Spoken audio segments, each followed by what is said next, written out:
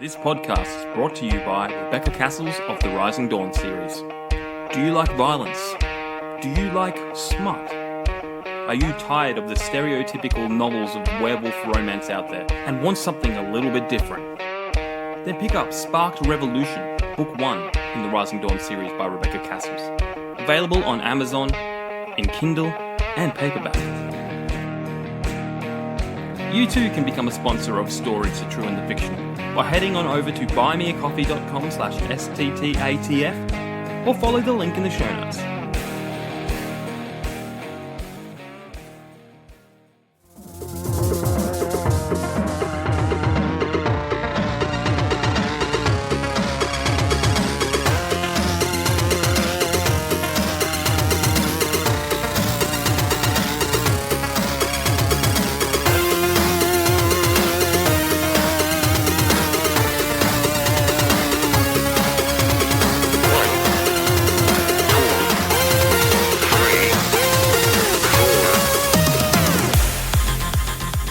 Hello guys, and welcome to a long-awaited episode of the Middle Ages ComicHour, the first for 2024, and the last two issues of Kraven's Last Hunt. How you been, Ryan? It's been a while. Good, yeah. I've been released from Arkham Asylum and back and ready to go, and they've declared me sane for the moment with a pending redaction next time I try and take over Gotham. So, wonderful. My bad. I just didn't want to. I just wanted to do something different for Christmas. Mm-hmm. Apparently, like trying to poison the reservoir in Gotham is frowned upon. So, so I had to spend 8 weeks in Arkham Asylum, but apparently I'm cured and ready to go again. And you just wanted to see all the hype around those Scrubs episodes where they do all the Christmas episodes and what it's like in hospital, and you're just doing a side-by-side comparison, you know? 100%. And I must say it's nothing like TV. Nice. It's nothing. It's not, the only, as I said in the last episode, the only difference between a normal day and Christmas in hospital is they gave me a Tim Tam. Oh, and like a real Tim Tam. It was actually a real Tim Tam. It wasn't one of those woolies like Tom Toms or whatever they call them. It was a real Tim Tam. It was the highlight of my Christmas day. It was just like business as usual. Yeah. If you're ever in hospital over Christmas, nothing really spectacular. I don't know what the rich folk do. They get a packet. They get a whole packet of Tim Tams. A whole packet of Tim Tams. Well, there you go. That's what happens in private hospitals. Unfortunately, lowly income earners have to go public. So, But yes, I have been released with a clean bill of health, and I'm ready to start talking comics again. Just on Tim Tams before we get on comics. Oh. Do you remember that ad? And it was like some packet of Tim Tams that never runs out. Yes, genie. Yeah, like it was a genie wish. The genie gave a lady a 3 wishes. Mm-hmm. And as you do, without wishing for like money and the house and more. If it was me, I'd be that prick that goes, I want 3 more wishes. But no, she did that. I want a packet of Tim Tams that never runs out. And then magically, her packet of Tim Tams, once she'd finished it, it just reappeared. But you know what? The real wish, she got diabetes. Yeah, because she just couldn't stop eating Tim Tams. Unless she, started selling them. But she only got 1 packet though. Yeah, but it never runs out. So you individually sell them. So black market Tim Tams without the wrappers and stuff. Okay. Just like my old man used to do when he was in school. He used to go down to the servo and buy a box of, like the whole box of, I think they were called Jupiter bars.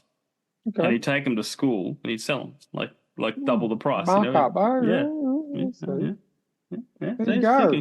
But this isn't the Tim Tam chocolates podcast. This is the No, I actually did something similar when I was in high school. Or in year 10, I got picked to work in the canteen. So it was like, what happens was your friends come up to the window that you're serving at. They order a hot dog and a drink, which is $5, and they give you a piece of paper, and you're like, oh, yes, this is $5, and put it in the drawer and give them there. And then, because we weren't responsible enough to count the till at the end of the day, so no one ever knew. Oh, So, the little naughty, black naughty, market naughty. hot dogs. So, Welcome to the Black Market Podcast. What have you been doing comic lately? Right, have you been reading um, anything or? no, not reading. I watched, finally finished going through the Spider-Man movie. So I went through all of them from Tobey Maguire through to Tom Holland. So No Yep. Way Home. So I got to do that. As I mentioned on the other podcast, I watched Echo, which I highly recommend. I got myself from the high seas a copy of the new Aquaman movie. So me and Yes. Steph are going to watch the first one and the second one back to back because that's officially the last entrant of the DCU as we knew it. Yep. So I'm planning. Yeah, it came out on my website, which I shall not name. So I'm going to check that out tomorrow because I missed it in cinemas because I was in hospital. Yeah. But yeah, other than that, not really. I finished while I was in hospital. I finished Spider-Man Remastered and Miles Morales again because I want to play. Now that I'm home, I want to play Spider-Man 2 again because I actually went into hospital just before I started my second playthrough. So, really keen to do that. But other than that, not much. Just been following the news. Online of as it comes of the new DC universe under James Gunn. There's been a few announcements. Aside from watching that really bad Marvels movie, that's about it. So as I said, don't in the last podcast, guys, if you only listened in the Middle Ages, do not watch the Marvels. It was horrible. It felt like a long episode of Miss Marvel. TV show. It was absolutely horrible. So don't watch it. Don't watch. Boycott. That's going to be the soundbite. Now say boycott clearly. it so Marvel will make better fucking movies. That's all I'm saying. It was horrible. I know, you know me. I'm the guy who's always optimistic. Oh yeah, let's do it. Let's watch it. Let's separate things from the comics, whatever. It's horrible, man. Like I was in hospital on a hell of a lot of painkillers, and I still thought it was horrible. Yeah. So, now you are the opposite of Chris. I'm the optimist. Yeah, you're the opposite of Chris. Chris is like everything is bad, everything is negative, everything. I don't think he's watched anything since Guardians, to be honest with you. And even before Guardians, I don't think he watched anything before after No Way Home. So whereas I watched Ant-Man, I watched all of those. So yeah. I don't know why I keep doing it to myself. And I saw the Ant-Man, the Quantumania or whatever, first Marvel movie to ever be nominated for a Razzie. Yeah. Not for long. Wait till the Marvels is eligible because man. Yeah. But I'd also like to say, speaking of awards, I'd like to take congratulations to Godzilla for getting his first nomination for Godzilla -1 for visual effects. He's nominated for it's either a Golden Globe or an Oscar, whichever one it is. But yeah, first time a Godzilla movie has ever been nominated for a prestigious award, and that was for a foreign Godzilla movie called Godzilla -1, which hopefully we should be able to see soon. Yes, because I'm looking very, very much forward to that. Oh yeah, can't wait for that. But as for me in the comic world, I sat down and started reading the latest Usagi Yojimbo. Oh yeah, Usagi Yojimbo. I had 2 issues sitting there. I hadn't touched them in a while, and I thought, all this time off from work at the moment, I'm going to sit down, open it up. And you know when you read something, you don't know if you like it or not? Yep. And then you get to the end of it and you go, I want more. Yep. That's what it was like. It was very like cheesy, but then super dark. Like it's okay. Long story short, I've ordered the next 2 issues. So is this being put out by IDW? Dark Horse. Oh, by Dark Horse. Okay, cool. Yeah, cool. so it's I think they were on Dark Horse, and then they went somewhere else, and then now they're back on Dark Horse again. Okay. And yeah, I think Chris would like it. It's very like demon-y kind of. Wow. Okay. Kind of, like there's like demonic wolf kind of creatures, but I might check it out actually. It's worth a read. It's very like because it's a world of animals and they just happen to be ninjas and samurai and But they're all animals, and it looks all cute. The way it's drawn is all cutesy. And then it's like, come in, come out of the cold. Like they're going through the snow, and there's this lady's like, oh, come in, come sit by my fire. I can't sit near the fire. I'm used to the cold, and then like, I go to sleep.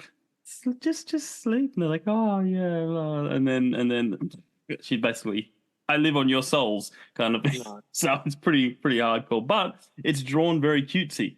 If that makes sense, But I might check it out. Definitely sounds like something I'm interested in. I've always loved Usagi. There's just something about a samurai rabbit that's just very cool. Did you hear? Speaking of this happened while I was in hospital too. The Justice League versus Kong. Godzilla actually killed Superman. Are you serious? Did he eat him or something? I haven't read the issue yet, but it was all over my comic feeds while I was in hospital. I think it was issue 4. Wow. I'm waiting for it all to be wrapped up before I read it. But yeah, so officially there's a big. I mean, obviously it's an Elseworlds tale, so it doesn't really matter. But Godzilla actually killed Superman. Man, I'd be interested to know how. Like, did he just get in the way of the blast, or did Godzilla? Yeah, as I said, I haven't read it yet. I'm gonna definitely. I think they're up to issue 5, so we're not far off finishing it. But it seems like a story that I wanted to read issue 1, but I think it's going to be a story that's going to read a lot better as a one altogether. But yeah, that was a big hubbub on a couple of my comic sites while I was in hospital. Yeah, and it just made me more keen to want to read it. So that's as big as like when they all said Donatello died in the IDW series. Like that's what made me read it. Like I wasn't really aware, I wasn't really following, and then someone said Donatello's dead. I'm like, what? No, you can't. What? And I go, oh, it's issue blah blah blah, and I was like, okay, back to the start. Well, that's it. I remember hearing about that too, and a lot of people that I trusted really, really liked the IDW series, and so that kind of got me onto it too. I'm like, okay, all right, let's check this out. And it is a fantastic series. 100%. It's one that I can reread time and time again. I do. I've got all the collected edition, so I don't even have to bother reading up on which order to read it in. Yeah. So it's always good to just jump onto that. So big commitment, but definitely worth it. Well, before we jump into some of the latest news, I've got some little bit of news to talk about, and then of course we're going to dive into the last 2 issues of Kraven's Last Hunt. But there's something happened at work. Like I work in like the kind of construction industries. Like so, picture blokey blokes, that sort of, like everyone's swearing their heads off and all that stuff. Mm-hmm. But there's one guy that worked in a certain department who basically gives us all the, the protective wear and, it's like the stores. And I got talking to him because he plays games, he reads comics and all that stuff. But his boss, who is like pretty much like a farmer, like moved to the city, kind of like, and we started talking about turtles, and his ears popped up. He's like, "Oh, you collect turtles?" And he starts spelling off about all the collection he's got and all that stuff, and then the phone rings, and he's just like, "Stand right there. We are finishing this conversation." And he talks on the phone, and he comes back, and he's just showing me all these photos, and you just, sometimes you just don't expect. No, 100%. That's happened to me a lot. Like you don't expect someone to, like when I first did my first stint in hospital, when I had my leg amputated, the guy that I roomed with, like he's truck driver, 10 years older than me, like just about to turn 50. Lovely bloke. Like as I said, I still keep in touch with him now. And he sees me playing on my Switch. At the time I didn't have my computer, I had my Switch. And he's like, what are you playing? I said, I just had a little game called Resident Evil Revelation. He's like, have you got all the Resident Evil games? And I think we had a conversation for about an hour and a half to 2 hours about all the different Resident Evil games. And I was like, I did not expect you to be one to like that kind of stuff. And he's like, yeah, man. He's like, I've grown up with it. And it's true. Like I saw a quote today. We're about to enter the era of where grandparents are going to be gamers. Yes. You know what I mean? Like my dad still plays, like he still plays Warcraft and Starcraft and all that kind of thing. You know, I think if I did have kids, if I didn't choose the lifestyle that I have, well, not choose, but you know what I mean? Like, I think I would be that dad who would have my child, like Chris, like having Luke in between his legs playing games and then, you know, passing that on and being able to have that camaraderie. I think it's a lot different to when our grandfathers were around, you know?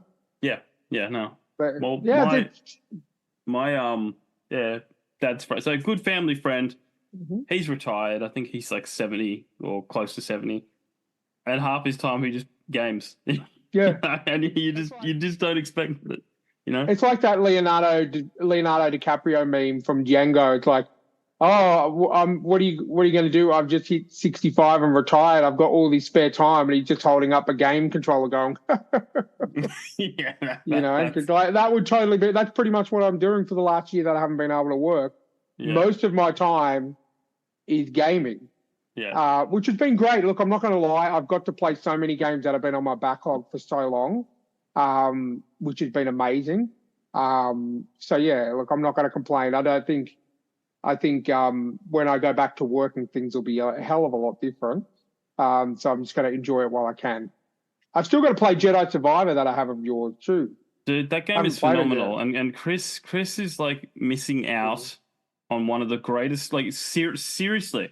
I told him he could come around and I can't get to him, but I said, if you want to pop in, and you can take it because while I've got other stuff. And he's like, oh, no, he lives freaking 10 minutes around the corner from me. It's not like it's out of his way. But I've offered it. Like, seriously, that's the best Star Wars story since Return of the Jedi. This is my second favorite Star Wars story. Yeah. And it is so beautiful. And every time Chris talks about Star Wars and what he loves about Star Wars and what Star Wars should be, and new Star Wars is terrible and horrible, is in that game that he loves. And, you know, he refuses to play it, you know? Well, even from the short amount that I played, I got that feeling of a really good story. Yeah. But I actually, I'm actually going to be starting The Last of Us 2. I got that free download of the free upgrade to the new remaster. So I'm currently, I was before my internet went down, downloading that because that's one that I started, but I never got around to finishing. So, you know, look, I'm keen. As you said, the story's good. It's very woke, but, you know. No, look, it's what you call great idea, bad execution. Okay. The gameplay is phenomenal. That's what kept me going through it. And then, like, it just kind of got, like, going, like, I can see what you're trying to do. Yeah. Why didn't you think like you were thinking in the first game, you know? Like, you know. But the first game is such a... I'm not even going to compare the two, and I know it's stupid because it's a sequel, but the first game is just so perfect that I'm not even going to bother. And I know this is the Comic Hour, not the video game podcast, but I will say the casting for Last of Us. Related. The casting, I've seen the casting for season 2, and it's not bad. Like, no, I've seen the I don't know their names, but I've seen the Asian guy and Elle's partner. Yep. And it's pretty much spot on. Like perfect casting. It's just they did a side by side of a photo of it looks pretty good. And I'm even happy with the girl from Last Man Standing. Like she was supposed to be Ellie, but she's too old. Yeah. But I can see her doing this role pretty well. But again, I probably won't watch it. You know. Oh look, I'm probably gonna. I probably will because you know me. I'm that guy. I'm the, you know, but. Well, speaking of this, and I know this is not the video game podcast, but there's one more thing. Did you see the casting they've got for Aloy in the Horizon Zero Dawn? Talk about, let's just get a hot chick and I'm sorry, she looked nothing like the video game character. And it's Aloy, not Aloy. Oh, sorry. Well, as I said, I'm not a massive fan. Even IGN says Aloy. You know, I'm going like, they say the name a million times in the game. Aloy. Well, I've only played the game for about 2 hours, so don't hold it against me. Look, first one, amazing. Second one, amazing. DLC, Well, I mean, look, that's just DLC, so that's a good thing. But anyway, let's move on to comic book news. Yes. We may clear an hour to make up for the giant space Yes. in between. But what are your thoughts on Madame Webb before I hit you with the rumors? I'm excited because it's got one of my favorite Spider-Man villains in it. So there was a storyline back in, and this could be wrong, and don't tweet at me or whatever. It's I think it was around 2005, 2006, called The Others. Now, what this was, it was Peter was going through a metamorphosis, so essentially got some new powers, but there was a group of people who were attached to the web who hunted Spider-Man through all different timelines, and they feasted on them to get their powers. Oh, wow. So Morlun, who is probably the most popular, he's featured in a lot of different Spider-Man stories. But anyway, once Peter went through, he actually went in a cocoon and came out of the cocoon with some new powers, and he got a mentor named Ezekiel. And Ezekiel essentially was trying to manipulate Peter. He's kind of like a Ra's al Ghul to Batman. He was trying to manipulate him to essentially wipe out all the spider people, good and bad, to start again. Kind of like the Ra's al Ghul with the, we want to purify everything. And so that he's the villain of this movie. And I have seen the costume. I have seen it looks pretty damn close to it. So at the moment, that is the reason why I want to watch this movie. Yeah. And Dakota Johnson, I think it is. She's a really good actress. So I'm not excited, but I'm gonna see it. Whether it be at home or in the movies, who knows? You're intrigued enough. Yeah. I'm interested. Sony hasn't really done much wrong with the Spider-Man lately. So I'm keen. We haven't seen the shit Kraven movie we all can't wait to bag out. But but again, look, I look at Kraven and I go, looks like a good movie, but it's a bad Kraven movie. You know what I mean? Yeah. Like if you, So I'm keen. I'm going to give it a watch, man. Like as I said, February 14th. I don't know if I'll be up and out and about yet, but either way, I'll see it all on digital download when it comes out. Yeah, and something that just brief, tiny little segue because it is comic book related. Don't forget February 14th, Resident Alien Season 3 starts. Yeah, 2 days after my birthday. Not a bad present, hey. I can't wait. I'm actually downloaded because I bought them off iTunes, or whatever that's called now, the Apple Store. So I've actually downloaded them to my tablet. So I'm going to start watching season 1 and 2 again because it's been a hell of a long time. I need a bit of a refresher. Have you seen that Alan Tudyk's on Cameo? And no, I haven't. He's doing videos as Harry. As Harry. Nice. That's so funny. Nice. It's been so fun for him to do. But I can't wait. I can't wait for Resident Alien, man. That was awesome. Yeah, it's great. Back on Madame Webb, there was a rumor going around, and this kind of it's a doozy, and like they said, it's only a rumor. But so this is from GameRant.com, an article they've written about it, and it says rumor, but within it. This is what they say. While appearing on the latest episode of the Hot Mic with Jeff and John podcast, insider Jeff Snyder revealed that Sony initially wanted Andrew Garfield to be the Spider-Man of Madame Webb. Yes, I heard that. Yeah. Then the production studio altered its course and said, no, let's have Tom Holland Spider-Man. Yet Sony acknowledged a timeline error because Madame Webb reportedly is set in the 90s. Yes, it is. So that prompted them to reshoot and eliminate any references to Spider-Man and a specific year. Snyder also indicated that the primary reason for the movie's reshoots was to eliminate all 90s references, ensuring alignment with the timelines. Additionally, the insider cautioned fans by saying they shouldn't expect any 90s references in the movie. Well, I mean, I don't trust Andrew Garfield because he was the only one in the No Way Home that just said, no, I haven't been approached. No. Yeah, props. Whereas Tobey Maguire just winked at someone when he asked him. So I love him. I love Tobey Maguire. But look, it wouldn't surprise me with the success of No Way Home. Yeah. I don't not see Andrew Garfield and Tobey Maguire getting another Spider-Man movie. It's a possibility. No, yeah.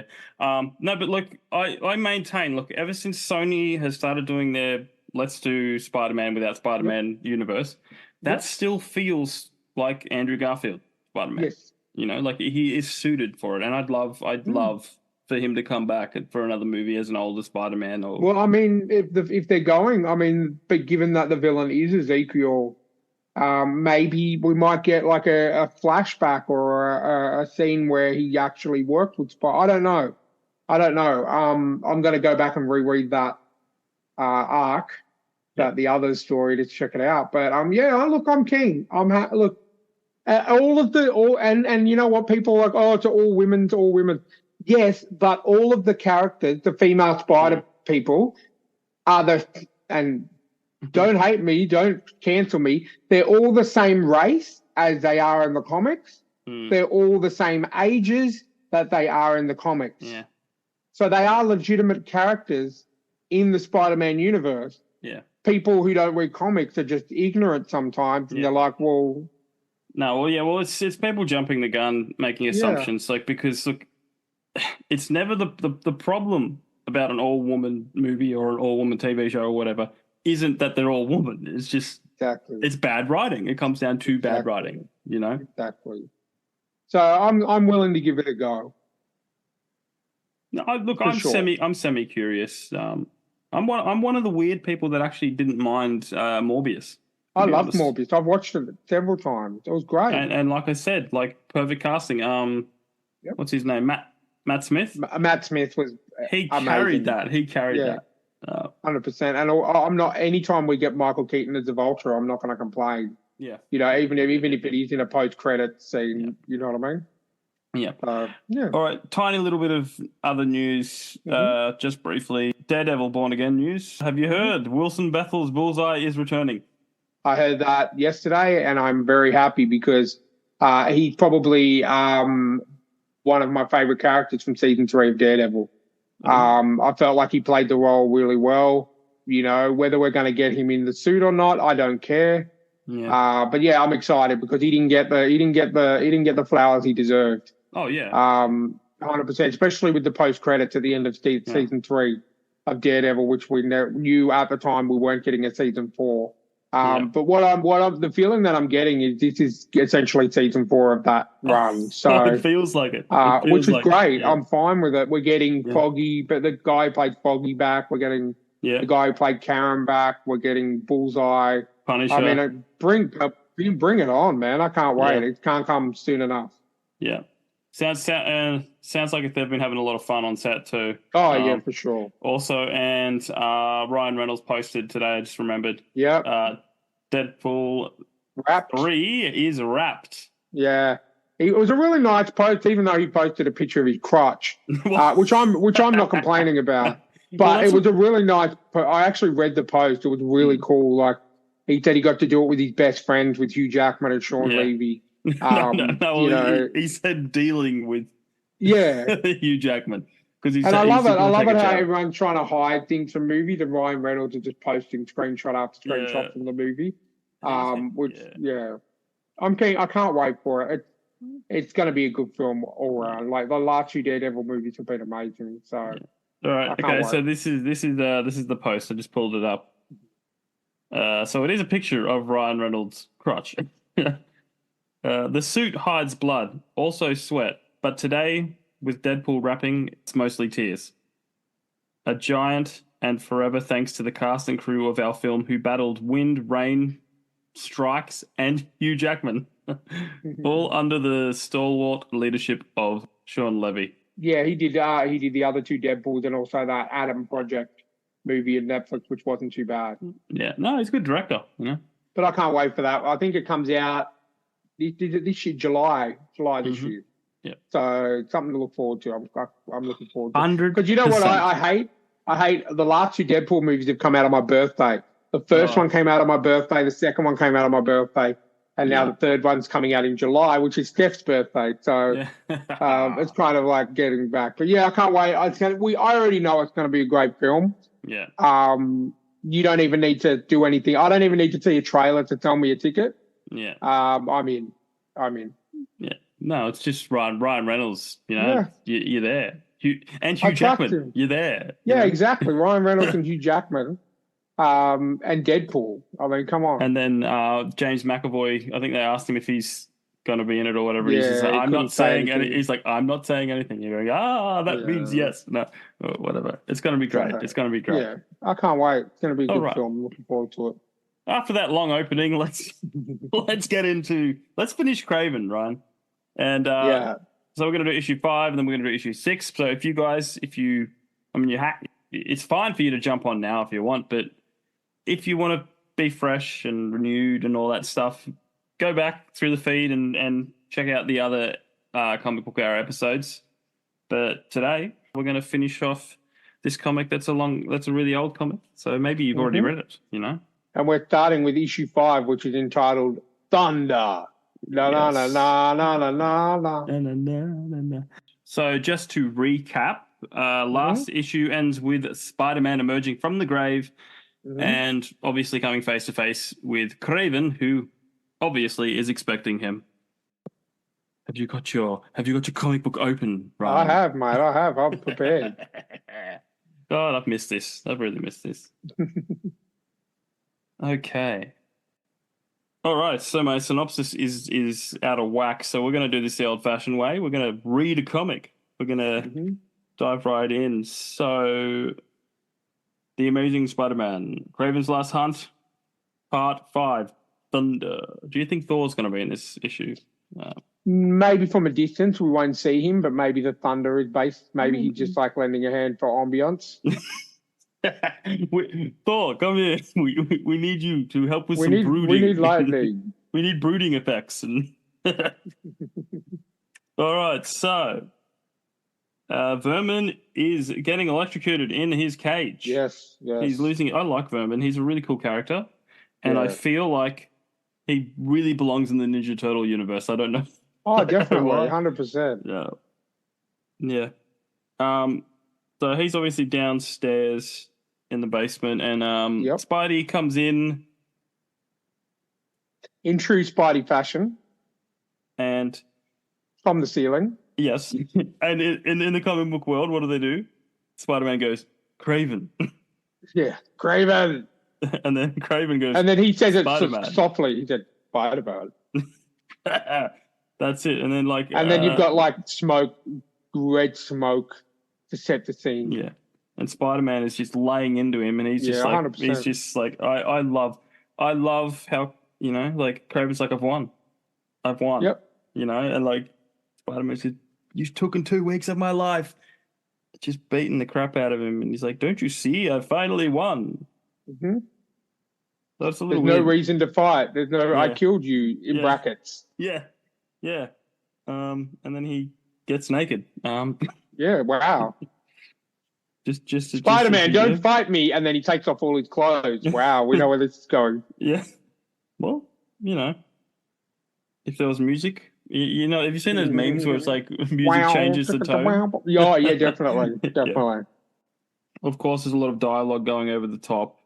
But but to sum up the whole theme and the whole thing, it's just like Spider-Man's angry, Kraven's like, I killed you, Yep. But didn't proving how superior he was. Yeah. And I think that's the whole theme of this. He wanted to prove that he is the greatest hunter. He's better than Spider-Man. And even though he kind of took a little pussy's way out by poisoning him with it, he still essentially said, and that's why they keep saying it in brackets, I killed you and I became you. Yeah. And look at what I've done. Yeah. Kraven leads Spider-Man down into the basement. Mm-hmm. And mind you, he is clothed again. Yeah. He puts his Kraven uniform on. Yeah, okay. So he's taken off his Spider uniform and now he's putting on his loincloth. And but yeah, I love the little reference, because you know how well Kraven hunts, how much preparation he goes into it, and he's like you have a sense that tells you when it's danger and all that, right? Yep. So just come down, you'll know if it's a trap, Yeah, so that's how much he knows everything about Spider-Man. Yeah, and that goes for every single thing he hunts. Oh yeah, preparation, Yeah, so he obviously leads Spider-Man down into the basement, and Vermin is in the cage, Yep. getting zapped, getting shocked. Spidey pretty much Kraven lets him out, says, come on, Venom, have at him. Come on, buddy. Yeah, a lot of facing off and stuff like that. Spider-Man gets angry again. throws a mummified elephant, mummified, taxidermy elephant at Kraven. And the fight's on. I love how traditional comic books and even in the games. This is what is very in the new Spider-Man games and all that. How the conversations while you're fighting, Oh, definitely, yeah. You like know? you're not struggling to breathe or anything. Yeah. But, I mean, if that was me, I'd be just like, there are no words. Yeah, and that's what MCU got right with this too. Like when they brought in Tom Holland. Yeah. Like how he's just talking to Civil them War. as talking as he's fighting them. He's like, "Oh, cool, you got a robot arm," and it's just like, usually fights have less conversation, kid. Because there's no way that's real. Well, I suppose they're both superpowered. Maybe they have superpowered lungs. Yeah, that allow them to do that. Yeah. Well, Spider-Man's always holding back, to be honest. Yeah. Oh, definitely. And it's really until he gets the symbiote that he really starts to, not hold back. Yeah. Which is told so greatly in Spider-Man 2, the video game. Seriously, guys, if you haven't got it or played it, do yourself a favor. Just freaking get it. Yeah. And so while Spidey's fighting Vermin, he's basically talking him down, saying, like, I don't want to kill you, I don't want to hurt you, you know. I want to help you. That's the sort, and that's very No Way Home. That comes out in No Way Home as well. 100%, yeah. Which I really like that angle with Tom Holland Tom Holland Spider-Man wanting to help the villains and, rather than kill them. Yeah, definitely. Yeah, so basically it looks like Vermin's really going to kill Spider-Man, but yep. Kraven does a what's that movie?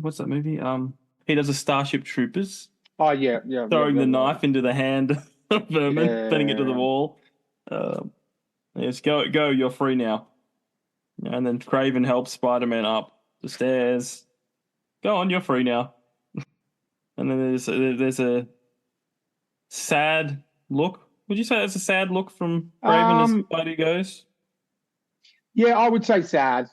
Yeah. I would say sad, like disimpressed kind of thing. Well, it's kind of like because it's over for him. Yeah, exactly. That's it. He built his whole life up to this. Yeah, and I quote, I give you my word, from this night forward, Kraven the Hunter will never hunt again. Mm-hmm. Yep. And I'm a man of my, and we're after all these years, you surely know that I'm a man of my word. Yep. Yeah. And then it says goodbye. Yeah, I would say, sadness because the hunt is over. Yeah. That's just what he, how much he got, what he's done, what he sacrificed for this hunt, and it's done. And in his opinion, he's hunted the greatest prey of all. And then we see what he does. Yeah.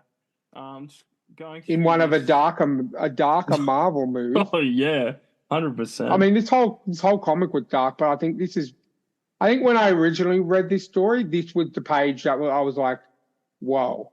Yeah. You know what I mean?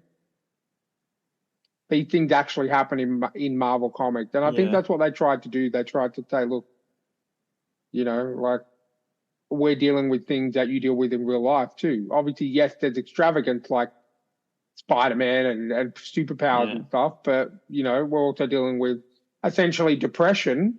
Yeah. Insanity. Like he keeps talking back about his mother. Yeah. But yeah, essentially, spoiler alert. Yeah. Grabs a rifle, puts it in his mouth, and pulls the trigger while he's sitting in his coffin. Yeah. And you see the last image you see is the blood dripping over a picture of him, his family. And his last thoughts were, They said my mother was insane. Yeah. And that's a pretty damn impressive way to finish an issue. Yeah. And then, like, essentially the next issue is like a prologue. Yeah. Which I love. I love prologues, you know? Yeah, because you're thinking, oh, wow, this is the end of it. Like, it's Kraven's last hunt, but we still got one more issue to go. Yeah. Yeah, well, speaking of that, let's move on to the final issue. Yeah. I don't think Kraven's in this one, but so this is number 6. This is, I guess, so it goes back and forth kind of thing. Yeah. It's called The Conclusion. The Conclusion, yes. All right. And it kind of opens with Spidey in 2 different situations. It's going through the tunnels after Vermin, and then also in the middle, which I like the layout of this panel. Yeah. The middle is when he wakes up trapped in the coffin. Mm. So it's kind of like a flashback. Yeah. Flashback, but also deals with the current issues as well. Yeah. Well, I'm going to smash right into this plot, the whole plot, the outline. Feel free to chime in. Okay, so Spider-Man is crawling through the sewers, searching for vermin, and fighting with a recently acquired claustrophobia. Meanwhile, Kraven's servant is digging a new grave. A swarm of rats attack Peter, but he shakes them off. See, that digging the grave is a throwback to the first issue. Yes, it is. Yeah. You know, like, again, I love, patterns and poetry, as we call it. Okay, so at Kraven's townhouse, the police arrive after an anonymous call. They find Kraven's body and a file with his confession of the crimes he committed under the guise of Spider-Man the last couple of weeks. Spidey finds Vermin. Or is it the other way around? And they fight. He defeats his fears and Vermin, but once again he holds himself and Vermin cuts loose from the webbing. Spidey runs away and leaves the sewers, with Vermin in pursuit. Outside, it's daytime already, and Vermin ends up in the middle of a road with heavy traffic. Spidey pulls him out at the last second. He ties him in webbing and turns him over to the authorities. Meanwhile, the servant finishes the new grave. The cops are amazed how he was able to go looking for Vermin after what Kraven's done. Spidey hears them as he swings away and asks himself, how did they find what happened? On the newsstand, the Bugles features the headline, Kraven's confession, but Pete doesn't notice it. He feels that Kraven was serious when he promised to never hunt again.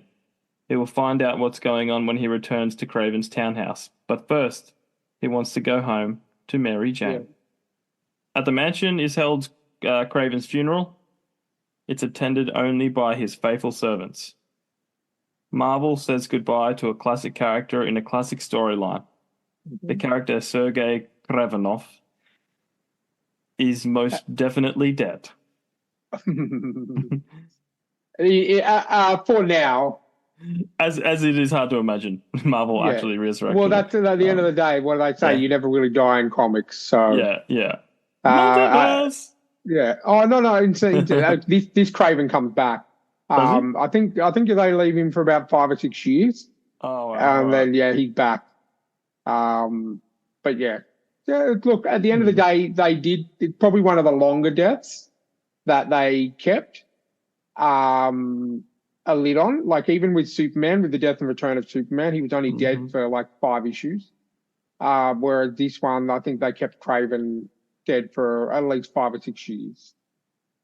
So, it's very similar storyline to the game, Spider-Man game, which is always a good story. And I think that's the best interpretation of Kraven we're going to get in modern times. Oh, yeah. Look, I probably will check out the movie. I don't think I'll go and see it at the cinemas. No. I will check it out digitally. Yeah. And then look, it may completely surprise me, but I'm not fussed one way or another. We're safe to say it's not really Kraven, you know? Look, For me, it's kind of like the second Aquaman movie. Yeah. I think even if I wasn't in hospital, I don't think I would have made a beeline to see it. Yeah. Because we know it's kind of going nowhere. Yeah. But I still will watch it because I do enjoy Jason Momoa and Patrick Wilson in their roles as Aquaman and Orm. Yeah. Look, no, I watched it and it was good. Like it wasn't like, it just felt like an old school movie, you know, like popcorn flick. I mean, what do you expect from, like, you know, like, it's basically just you know, there's only 2 movies in the franchise. It's the last one of the series. Did you watch the first one before you went and saw the second one recently? No, okay. Do you think that's going to hurt me by doing that, or do you think it'll be okay? The first one's definitely better. Yeah. Okay. But there's a lot more comedy in this one. Okay. At least not a bad thing. At least to begin with, you know. Yeah. And you know, it's just like, you know, it's just, what's his name? Manta. Black Manta. He's just gone even more insane, you know. So good, you know. Considering the last comic book movie I watched was the Marvel, so it's got to be better than that. Yeah, 100%. Yeah. Yeah, no, and you I'm, know, I'm keen. Not much Amber Heard, so okay, which is good. And she doesn't say much, you know. Good. You know. Well, look, I mean, what else have I got to do tomorrow aside from, you know, like Steph said, well, why don't we watch both of them back to back? I'm like, yeah, cool, sounds good to me. Mm-hmm. I mean, even if I was working, it's public holiday in Australia, so happy Australia Day. Even though this isn't coming out before Australia Day, but it's coming out happy after. Australia Day. We hope you've had a lovely Australia Day. Yes, yes. But no, I'm excited. It's something different. It's something I want to see that I haven't seen yet, which is good. So I'm looking forward to cracking that open. Yep. But thank you, listeners, for joining us on our Kraven's Last Hunt ride. We've finished. Jamie's picking the next one. Yes. It's up to Jamie, so he's got a bit of time. Yes. He's got a couple of weeks to work out what we're going to do. Yes, that is true. Yeah, so I'm looking forward to what he picks. Yes. I was going to make a smart aleck comment, but I couldn't think of a bad comic off the top of my head, you know. We're going to do all of the Ninja Turtles IDWs. Oh, God, that's only 100. All of the good stuff, so about 100 issues. Yes, yeah. Yeah. Up to City War or something. I can't remember. No. I'll have a look around. I'll have a think. We also, check out our other episodes, guys. Yep. Stories, True and Fictional, the main one with Chris, Story Chat. We've got some great interviews coming up soon. Yep. Just got to organise them. Getting back into the organisation. Well, now that I'm back in action, we can organise those again. So yes, I'm very keen to get into it. So apologies for the delay in this one. It was completely my fault. But yeah, we're back on track now. I don't plan on going back to hospital. I don't see it as a huge problem. It was the end of the year. You know, a lot of people, a lot of podcasters don't podcast for a month. You know. Yeah. And you guys probably noticed we took a few weeks off. Then we had a fortnightly release, and now we're back to once a week releases. Yeah. So make sure you stay tuned. I think Jamie's got some good authors lined up and some good writers to have a chat to. So. Yes, 100%. So guys, thank you for listening. If you want to reach out, stories_podcast on Instagram, thetrueandthefictional@gmail.com, and we're on Facebook as well, YouTube and all that stuff. So check us out there, and we'll catch you next time. See you next time.